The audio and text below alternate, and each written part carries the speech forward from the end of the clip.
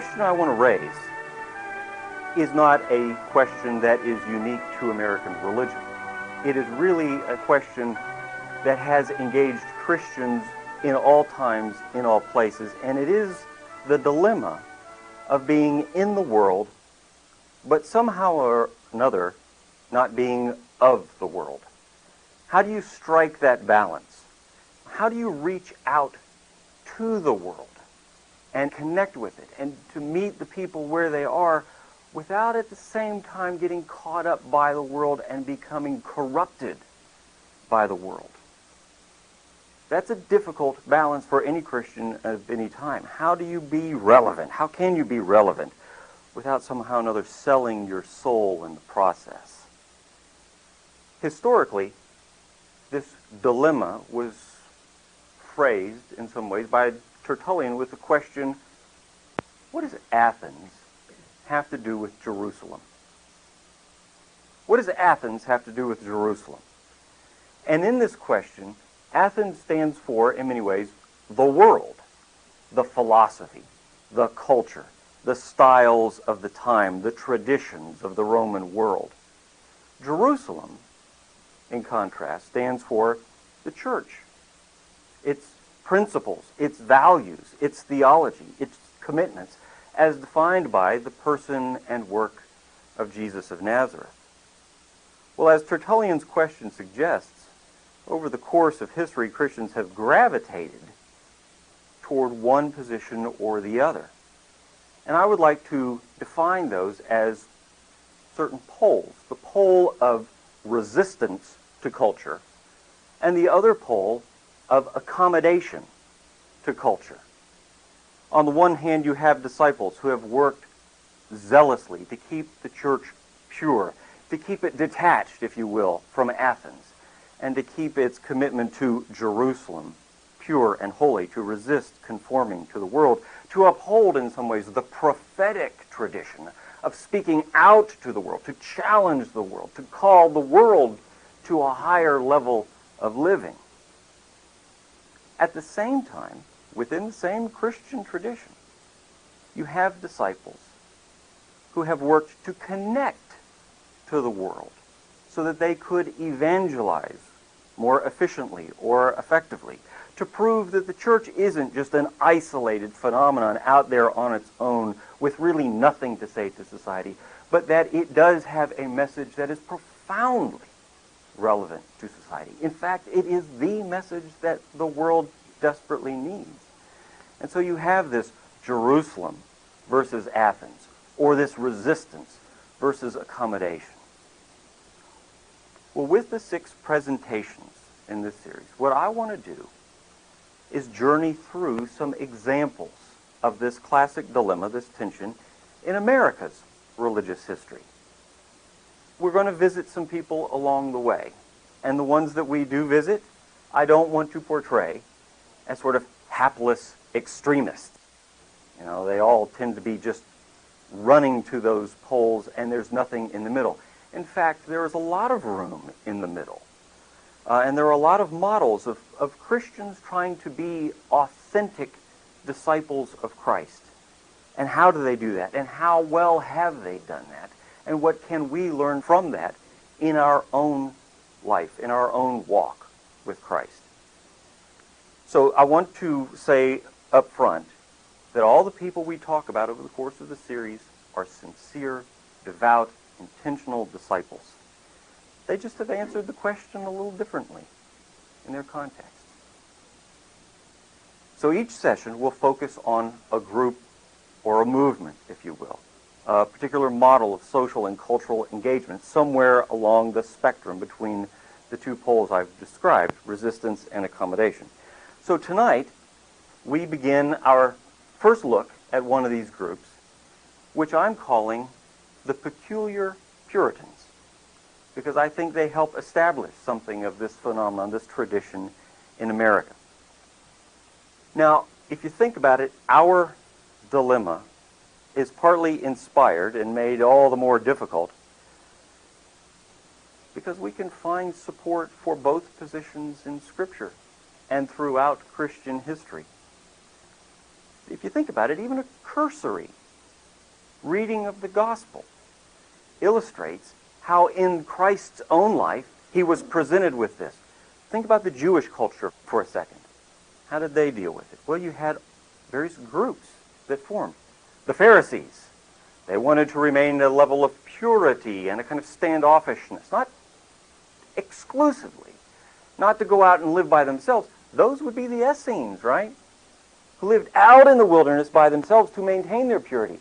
Well, the Pharisees were a little closer in, but still fought against that Roman Mediterranean culture.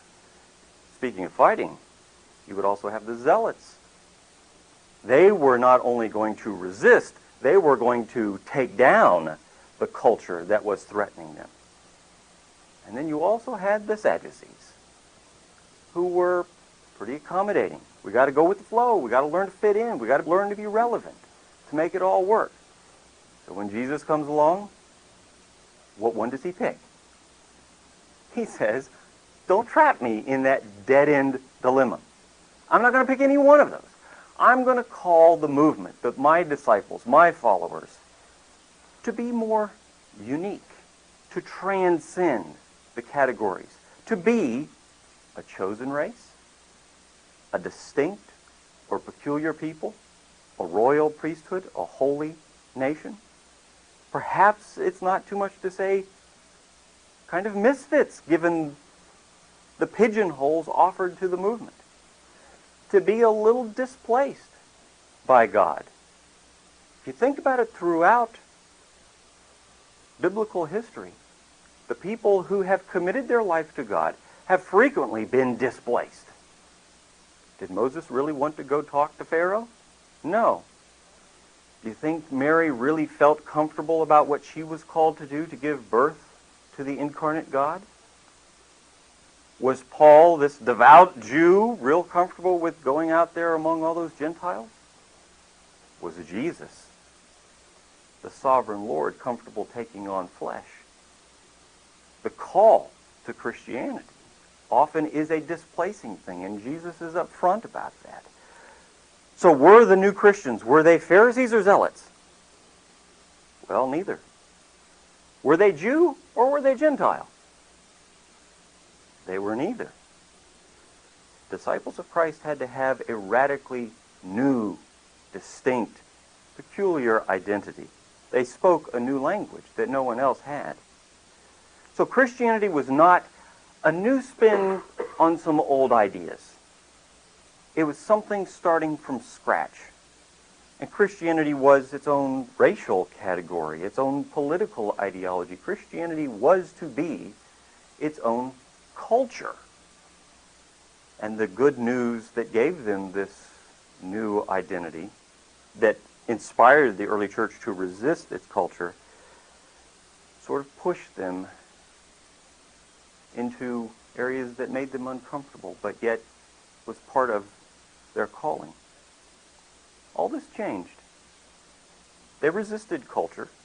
They didn't just embrace and accommodate and acculturate to the Mediterranean world. They resisted it for a long time. But then in the 4th century, Emperor Constantine becomes a Christian, and everything for the Christian movement changes at that moment. From that moment on, in the early 4th century, Christianity became inextricably woven into the political order of the age. And in many ways, the church functioned as a kind of chaplain then for the state, for the government, sort of sanctifying the political agenda of the culture of the moment, of the time, of the leaders. And then you jump ahead several centuries, because I don't think we can go through all of church history and get to the Puritans. So I want to sort of carry this along. And you move to the English situation.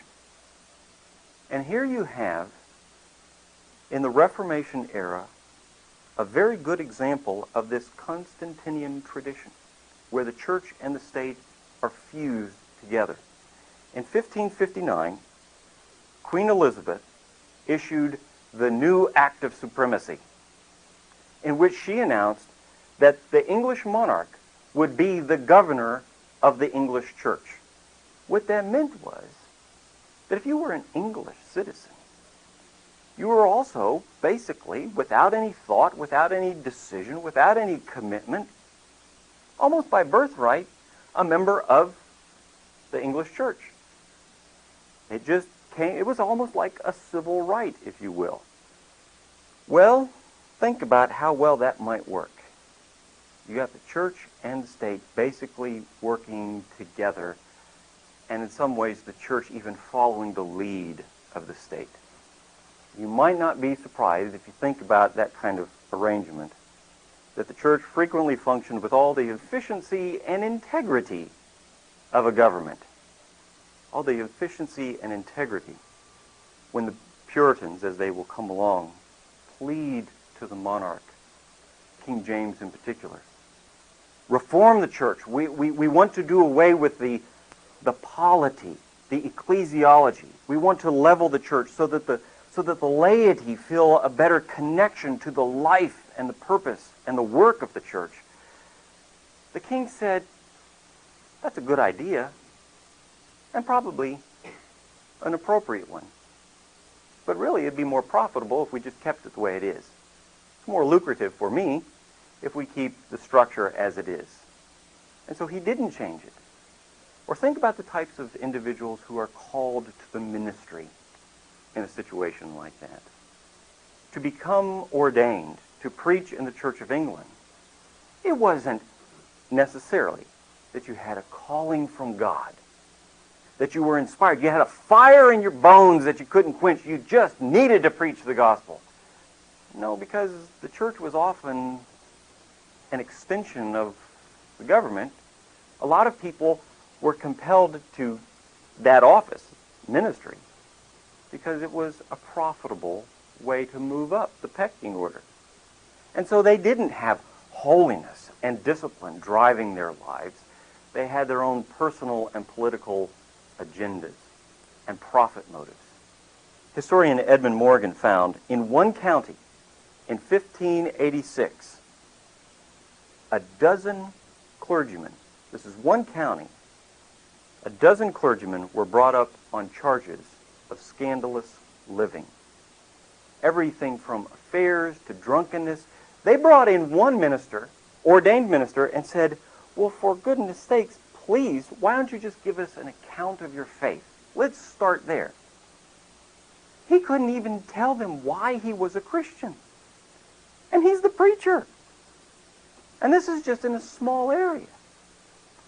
Or another example, the Archbishop of Canterbury in the early 17th century, trying to promote English rights and privileges, decided that it would be a good thing that if on every Sunday during the church, during the liturgy, as part of the liturgy, that they would read the Book of Sport, which basically told the parishioners what kinds of parties were going on that day, what type of revelry.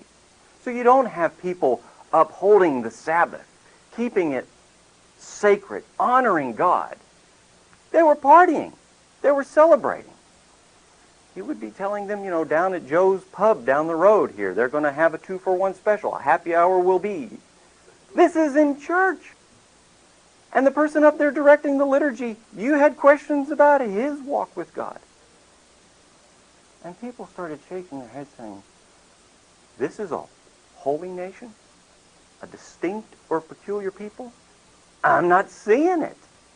Where is that substance? Where's the difference that Christianity makes? And so there were some devout disciples frustrated that being Christian in that context meant little more than just being a good English citizen. Not much more, not much less. So a group of dissenters started forming, saying we can do better. We don't have to just accept this as business as usual. And they formed small support groups, if you will. People who were committed to the purification of their own lives. If the church couldn't purify itself, if the clergy couldn't purify itself, well, for goodness sakes, we will. And we won't ask somebody to do it for us. We will take on the responsibility of purifying our lives through the grace of God. And they committed their lives to a more rigorous discipleship, a higher level of holiness. a greater purity in praise of God's grace. And their detractors started dismissing them, saying, you guys are always talking about purifying your life, purifying the church, purify this. Y'all are just nothing but a bunch of Puritans. It was a dismissive, disdainful term. So these groups started taking it on as a badge of honor. Yes, in fact, they have gotten our message. And this is what we are trying to communicate in our lives. So they did get a bad rap from those who liked it kind of easygoing, business as usual. The accommodationists dismissed the Puritans as kind of angry, spiteful, tyrannical, ultra-conservatives, who always kind of walked around with a dour look on their face and uptight clothing. One person described Puritan, sort of the stereotypical character, as someone who was probably weaned on a pickle. You know, sort of always face kind of pulled up. Fanatical right-wingers, you know? But folks, I don't think that's fair to them. Given that context, given what they were committed to, that's not fair. Truth be known, the Puritans were bold and daring disciples. They didn't talk about faith. They didn't talk about, oh, we wish it were like this. They didn't spin out pipe dreams. They said, there is a better way, and we will lead the way by God's grace. We can do this with the help of God.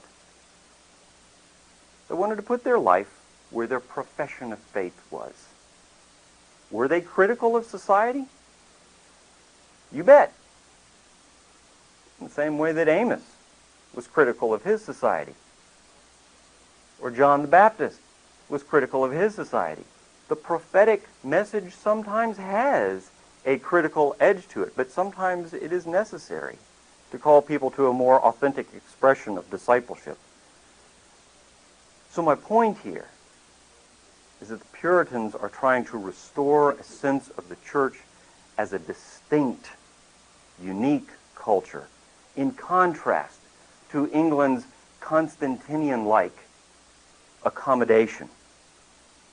And I think it's also important to distinguish Puritans by their love. We don't often think, when we have our own sort of mental images of Puritans, we often don't think of them as kind of loving people. But in fact they were, and that was in many ways the inspiring emotion. They loved England. They loved the people of England. They thought that God had called England, especially at this moment in this time in Western history, to a special, unique place, to carry the Reformation forward, because the Reformation was getting a little lost, they thought, on the European continent. And God could hold a remnant of the Reformation here in England. But England seemed committed to the path of secularization, and they were frustrated. So what do? Well, they commit their lives. They commit their resources. Everything they have. They are stewards for God's work, and they plunge that into trying to help England. Maybe to use a biblical metaphor, they wanted to be the leaven that England needed. To be in there, to be working. A little sidelight here. I think it is important and in many ways helpful to keep in our minds a distinction between Puritans and Pilgrims. Especially if you've been through American history classes, those two groups often get fused somehow or another. Well, they're different. Yeah, they both wound up in Massachusetts, and they both wore those funny outfits that people wore in the 17th century. And so even former President Reagan one time was talking about the Puritans, and in actuality he was talking about the Pilgrims. He just kind of conflated the two. But Pilgrims were separatists. They had given up on England. England's path down the road to secularization had led it to the point where God had given up, and they had given up too. And so they had left England to maintain their own purity. and to just leave England in its slide.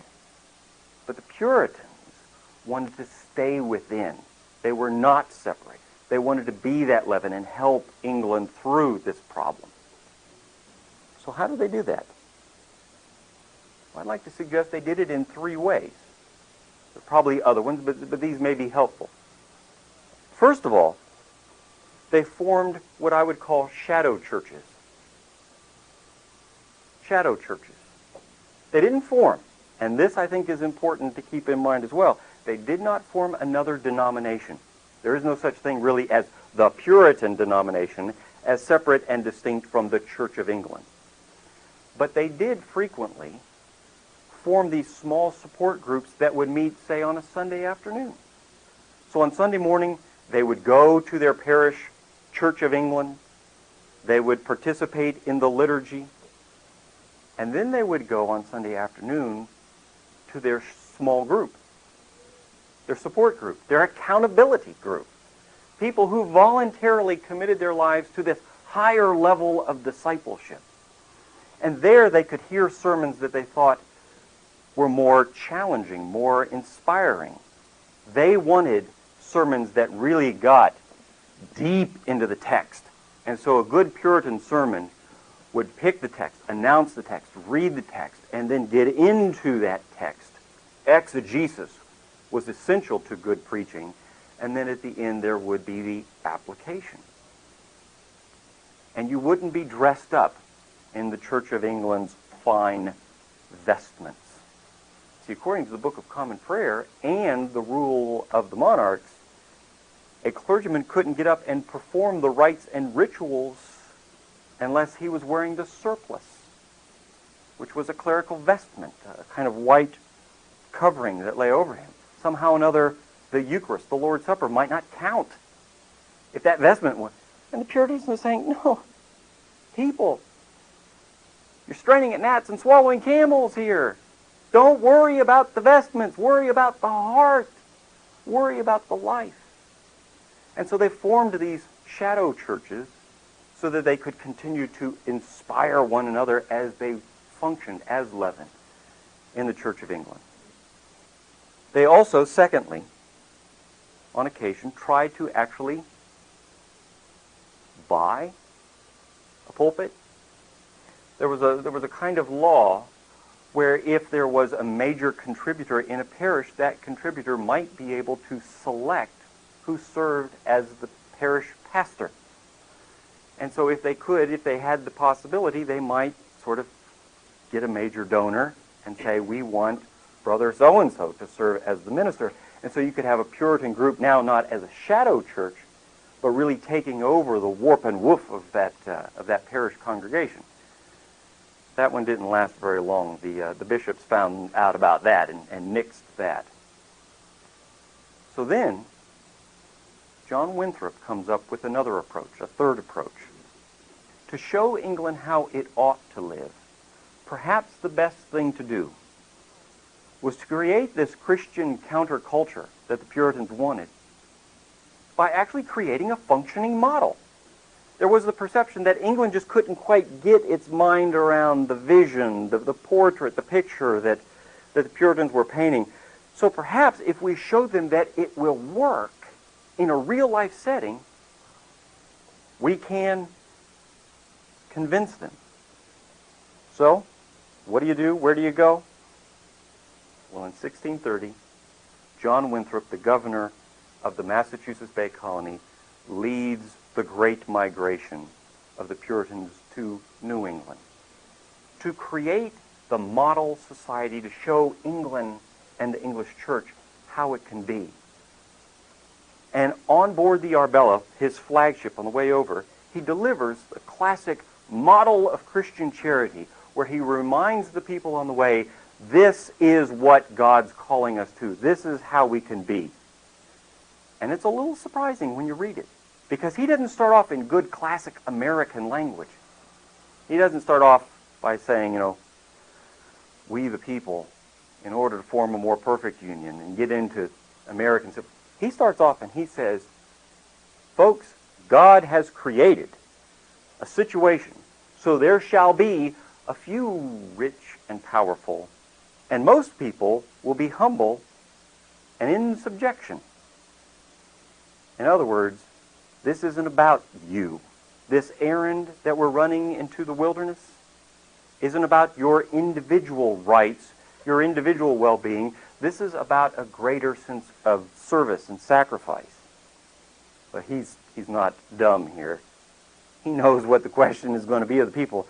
Why would God do that to us, where a few people are rich and powerful and most are humble and in subjection?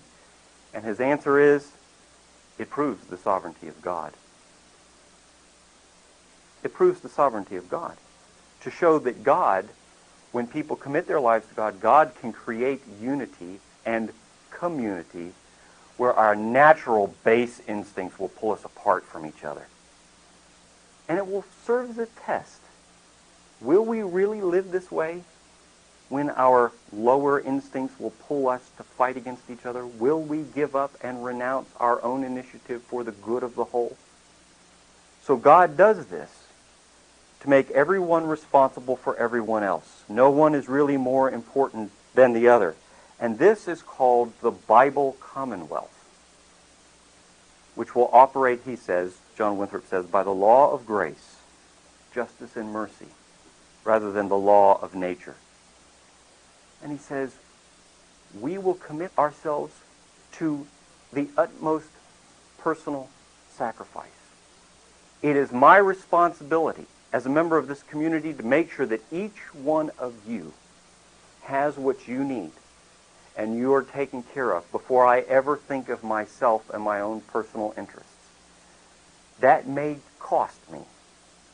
That may create a situation of extreme sacrifice. And he even goes so far as to say, this may actually do you long-term damage, but that's okay. Because if God calls you to that and you say yes to God, then it will be all right. So there must be unquestioned love and public welfare before private interest. And at the end he says, if we do this, if we keep our commitment, if we keep our focus on the sovereignty of God, then we will be that remnant that God needs in the world. We will be that distinct or peculiar culture. We will be the city on a hill. And the world will look and see New England and the Puritans in New England. And they will say, wow, we don't have to live the way we've always lived. And this structure, which is given over to secularization, really isn't what Christians are called to be. And they will stop seeing that living model in action and say, God, please make us like New England. Help us to embrace that same model. So he ends by calling the Puritans to choose life, to embrace God's voice, to uphold God's sovereignty. Sometimes our tendency is to take these Puritan ideas and speeches like John Winthrop's and try to put them into our context. Wow, that's pretty radical stuff here. I think he'd be a Republican or a Democrat or a capitalist or a socialist. And Winthrop would probably say, you're missing the point. None of those categories work in the Christian tradition. The language of Christianity so supersedes all these other approaches, strategies, philosophies, that they're irrelevant. I can't translate those cultural terms into my Christian way of life. And so they do create a very distinct, peculiar culture. And they do become a city on a hill. And they call us to reflect upon ourselves and our own existence as a people of God. Are we distinct? Are we peculiar? How do we resist? When are we failing to resist? How far have we accommodated?